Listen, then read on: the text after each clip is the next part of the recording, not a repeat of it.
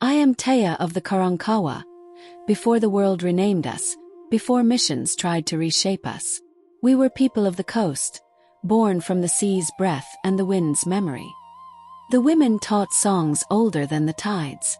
They danced stories of ancestors, stitched beauty into every shell, every thread.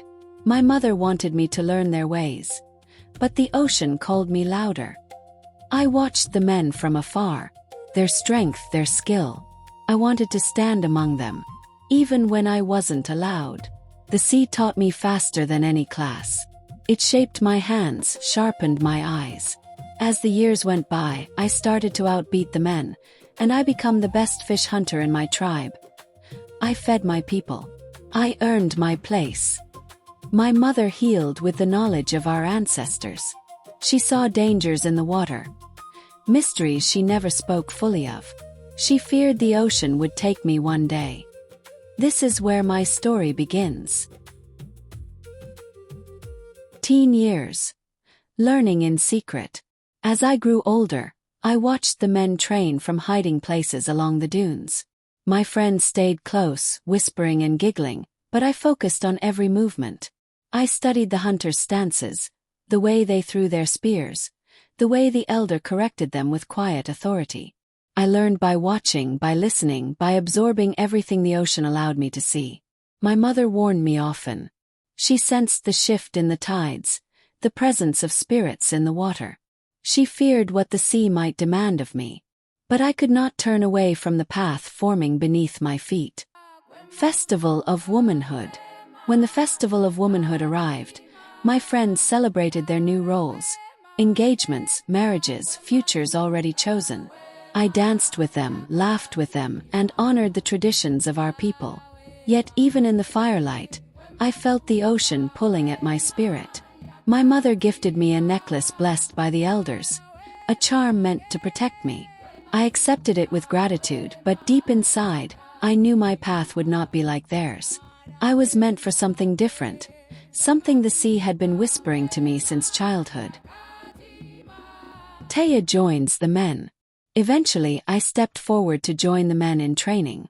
My friends watched from the side, proud and nervous. The elder studied me carefully, and Karu, one of the tribe's strongest hunters, offered guidance without hesitation. I learned quickly, moving with the confidence the ocean had given me. But not everyone welcomed me. A rival hunter watched with growing irritation, gripping his spear tighter each time I succeeded. His jealousy simmered beneath the surface, waiting for a moment to strike. The mermaid attack. That moment came on a day when the sea turned strange. The morning had begun like any other, the wind steady, the tide predictable, the water carrying the familiar rhythm of our coast. But as the sun climbed higher, the ocean shifted. Its color darkened, its breath grew heavy, and the waves rolled in with a weight I had never felt before. Even the gulls circled farther out, uneasy, as if they sensed something rising beneath the surface. I remember standing at the shoreline, watching Karu wade into the surf with the confidence of a seasoned hunter. He moved with the ease of someone who trusted the sea completely. But the sea did not trust us that day. It watched him. It waited. Then the shadow appeared. At first, it was only a flicker, a shape slipping beneath the waves, faster than any fish, heavier than any predator I had ever seen. The water around Karu tightened, pulling inward as if the ocean itself were holding its breath. He turned, sensing it too, but before he could react, the shadow surged upward and wrapped around him with a force that shattered the calm. Karu was pulled under. There was no time to think. I dove after him, the cold swallowing me whole. The water churned violently, spinning me in circles, dragging me deeper.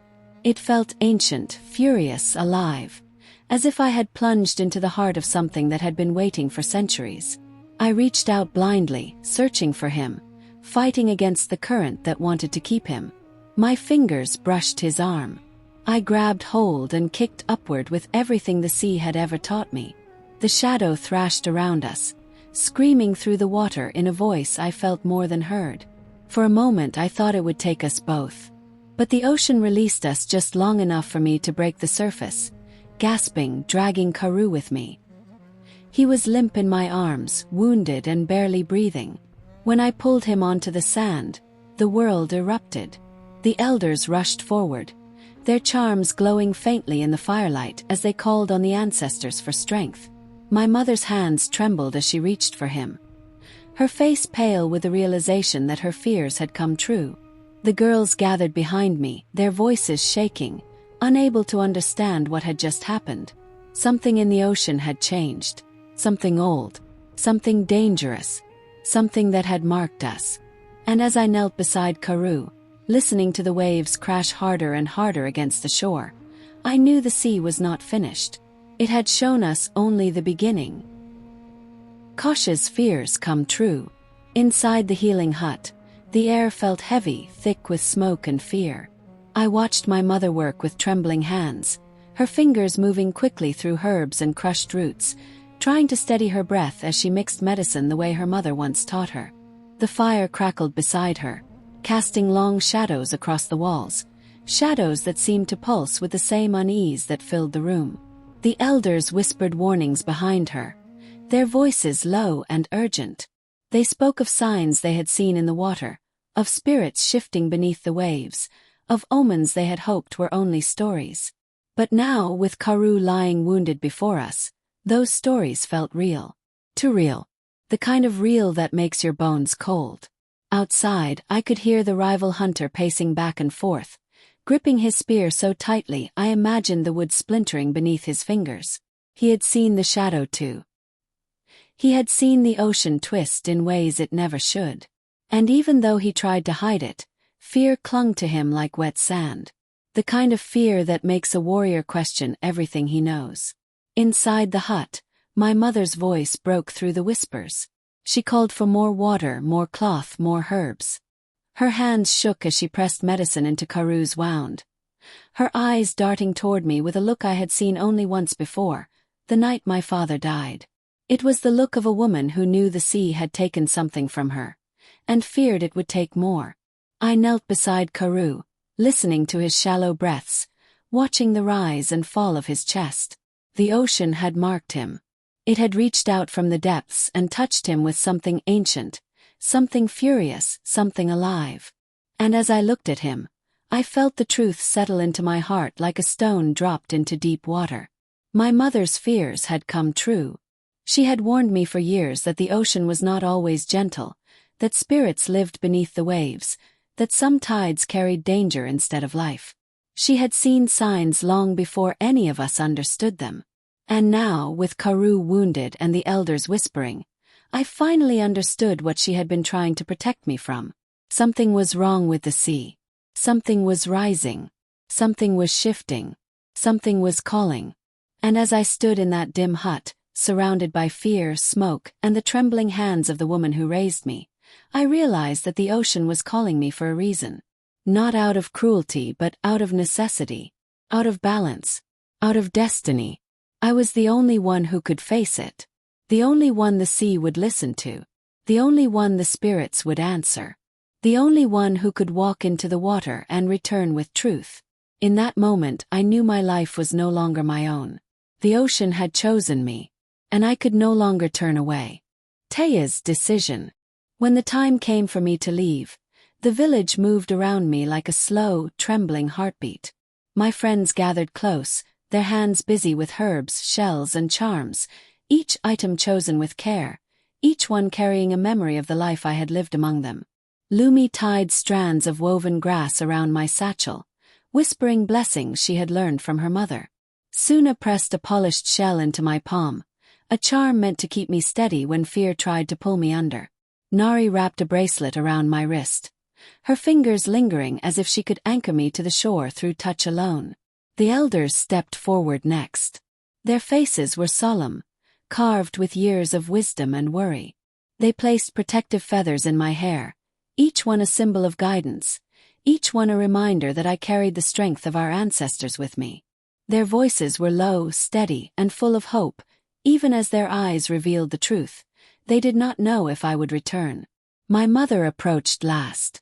Kasha's hands trembled as she reached for me, her fingers brushing my cheeks the way she had when I was a child. She held me tightly, pulling me into an embrace that felt like both a farewell and a plea. Her fear was heavy in her eyes, heavier than the ocean itself.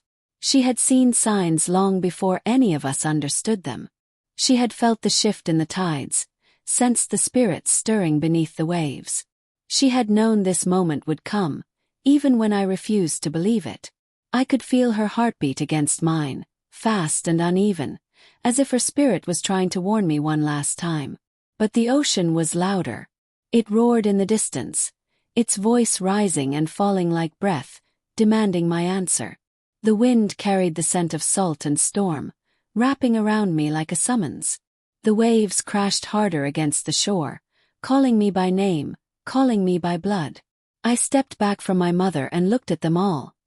My friends, my elders, my tribe, my home. People who had shaped me. The land that had raised me. The firelight flickered across their faces, painting them in gold and shadow, making them look like the spirits of our ancestors watching from the edge of the world. For a moment I wanted to stay. For a moment, I wanted to pretend the ocean had not chosen me. For a moment I wanted to be just Teya, daughter, friend, hunter. But destiny does not wait. And the sea does not whisper without reason. I took a breath, feeling the weight of every charm, every feather, every hope placed upon me. Then I stepped forward, my feet sinking into the sand as if the earth itself was acknowledging my choice. Chose the sea. And in that moment, with the waves rising to meet me and the wind circling my body like an embrace, I felt the truth settle deep within my bones. The sea chose me,